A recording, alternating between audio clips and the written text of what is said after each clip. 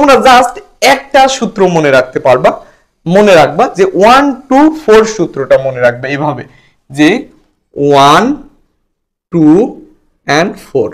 দেখো যেহেতু অক্টাল অঙ্ক মনে রাখবা, অক্টাল অঙ্ক হচ্ছে 3 ডিজিটের, অর্থাৎ ডান দিক থেকে 3টা করে সংখ্যা নিব। এই ডান দিক থেকে আমরা 3টা করে সংখ্যা নিব। তাহলে ডান দিকে কি আছে 1 0 1 1 0 এবং 1।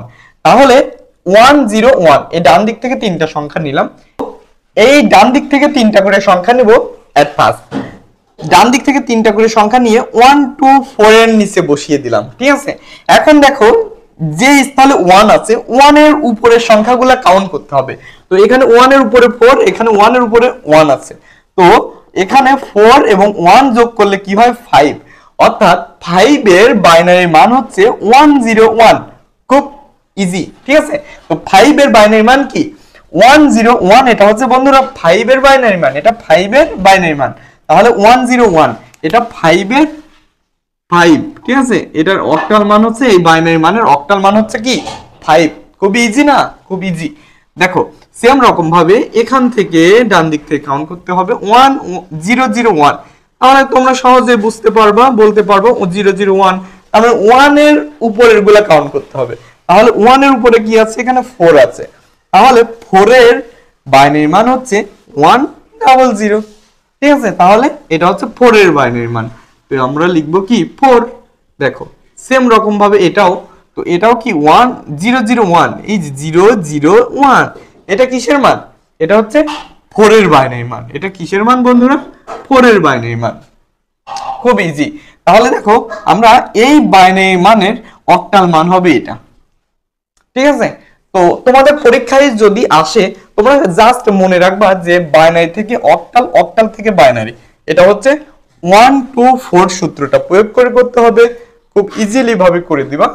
তারপর দেখো আমরা এখন দেখব অক্টাল থেকে বাইনারি, অক্টাল থেকে বাইনারি। তার আগে আমরা এই জাতীয় বাইনারি থেকে অক্টাল যদি বড় মান আসে সেম রকম ভাবে করতে হবে। এই বিষয়টা আমরা দেখে নিতে পারি যে যদি কোনো বড় মান আসে, এখানে ছোট মান আছে, যদি এরকম অনেক বড় বড় মান আসে সেম রকম ভাবে করব।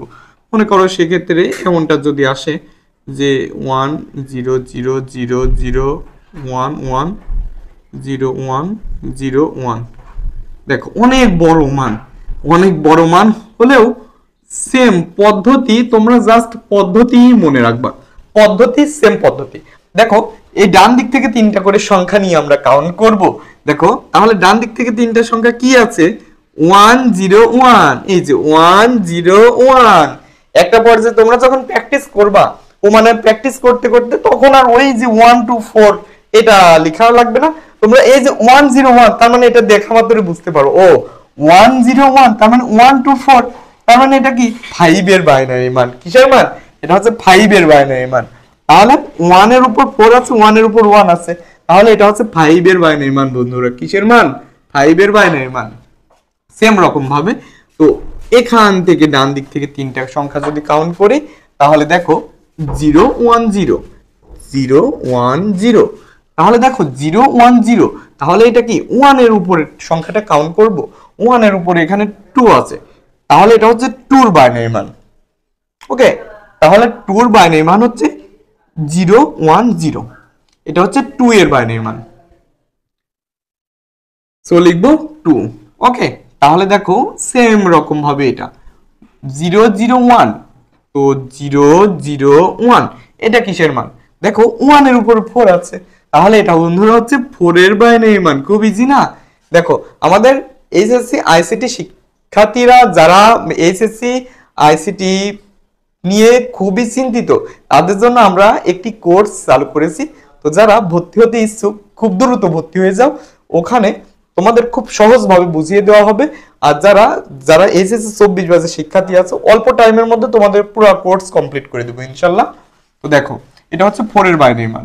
সেম রকম ভাবে আমরা এটা যদি দেখি যে 010 010, তাহলে 010 এটা দেখো এখানে 1 আছে, তাহলে 1 এর উপর একটা কাউন্ট করতে হবে, তাহলে 1 এর উপর এখানে কি আছে 2, তাহলে 2 এর বাইনারি মান হচ্ছে 010, 2 এর বাইনারি মান, 2 এর বাইনারি মান। ঠিক আছে, তো দেখো এখানে তো শুধুমাত্র 1 আছে, তাহলে আমরা কি করব, দেখো আমরা জানি অক্টাল অঙ্ক সংখ্যা হচ্ছে 3 ডিজিটের। কয় ডিজিট? 3 ডিজিট। তাহলে বামে ডানে শুধু 1 আছে, তাহলে 1টা এখানে হবে। আর বামে কোনো সংখ্যা নেই, বাম সাইডে 2টা শূন্য দিয়ে দিব। কারণ বামে যদি কোনো শূন্য থাকে, শূন্যর আমরা জানি কোনো ভ্যালু নেই, কোনো মূল্য নেই। তাহলে দেখো এটা হচ্ছে কিসের মান? এটা হচ্ছে 1 এর মান। তো এই 1 এর বাইনারি মান হচ্ছে 1, বামে 2টা 0, তাহলে এটা হচ্ছে 1 এর মান। তাহলে আমরা খুব সহজেই করতে পারবো কিভাবে বাইনারি থেকে অক্টাল করতে হবে।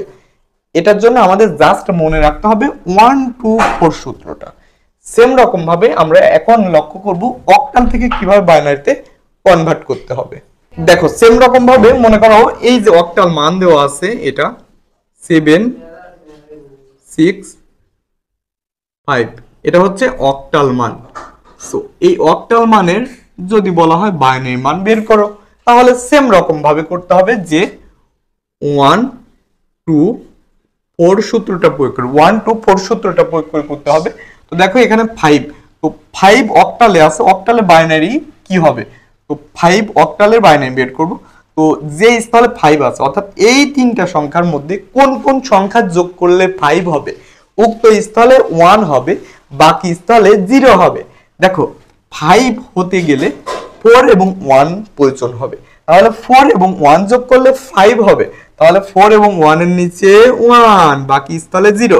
তাহলে 5 অক্টাল, এই অক্টালের বাইনারি মান হবে 101 101।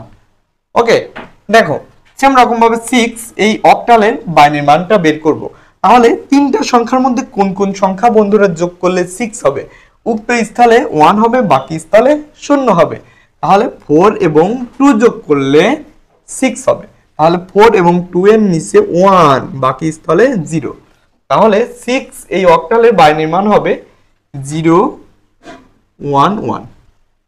সেম ভাবে এই লাস্ট ডিজিটটাও করব, যে 7 অক্টালে আছে, এটার বাইনারি মান কি? তো তিনটা সংখ্যার মধ্যে বন্ধুরা কোন সংখ্যাগুলো যোগ করলে 7 হবে, উক্ত স্থলে 1, বাকি স্থলে 0। তাহলে 7 হতে গেলে তিনটা সংখ্যায় প্রয়োজন, তাহলে তিনটা স্থলে কি দিব? 1 দিব। তাহলে তো আমাদের শূন্য প্রয়োজন নেই এইটা। দেখো তাহলে অক্টাল থেকে বাইনারি এরকম পদ্ধতিতে করব, যে 1 2 4 সূত্রটা প্রয়োগ করব। ঠিক আছে, তো আমরা আজকের ক্লাসে আমরা শিখলাম যে octal two binary, binary two octal. Just 1 2 4 সূত্রটা মনে রাখবো, এই অঙ্ক যা আছে পুরাই আমরা সলভ করে দিব। পরীক্ষায় যেভাবে আসুক ইনশাআল্লাহ তোমরা অ্যানসার করতে পারবা। দেখো এইভাবে পরবর্তীভাবে আমাদের সুন্দরভাবে পরবর্তীভাবে পূর্বের ক্লাসগুলো দেওয়া আছে। তো এখন যারা এইচএসসি 24 ব্যাচের শিক্ষার্থী আছো, তাদের জন্য আমরা গুরুত্বপূর্ণভাবে কিছু বিষয় পূর্বের ভিত্তিকভাবে কিছু বিষয় আমরা আলোচনা করব। ঠিক আছে, যারা এখনো এইচএসসি আইসিটি নিয়ে খুবই চিন্তিত, তারা আমাদের এই হোয়াটসঅ্যাপ নাম্বারে যে কোনো সমস্যা সমাধান করার জন্য যোগাযোগ করো। তো দেখা হবে নতুন কোনো একটা ভিডিওতে। সে পর্যন্ত তোমরা সবাই ভালো থাকো, সুস্থ থাকো এবং আমাদের কেয়ারিং টিচিং সেন্টারের পাশেই থাকো। ধন্যবাদ সবাই।